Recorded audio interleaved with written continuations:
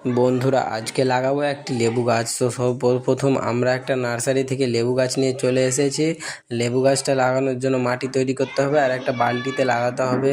So এখানে আপনারা টবও use করতে পারেন। তো বালতিতে লাগানো, আমরা বালতিটা সর্বপ্রথম ফুটো করে নিয়েছি, মাটিটা তৈরি করেছি, মাটি দিয়েছি, গোবর দিয়েছি আর এইখানে রাসায়নিক সার প্রয়োগ করেছি। একসাথে মাটিটা মিক্স করা হয়ে গেলে এইখানে আপনি এটা বের করে নিতে হবে। একটু সাবধানের সাথে বের করতে হবে যাতে এইখানে এটা জড়গুলো কেটে না যায়। এখানে ভালো মতোভাবে গাছটা বসিয়ে দেবেন, বসিয়ে দিয়ে চারি সাইডে মাটি দিয়ে দিবেন।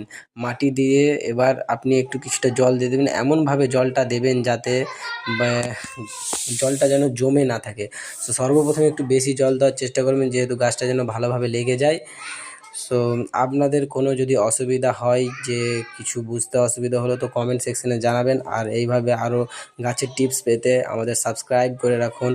আর আরও ভালো ভালো ভিডিও পেতে চ্যানেলটিতে সাবস্ক্রাইব করুন এবং লাইক দিয়ে পাশে থাকুন।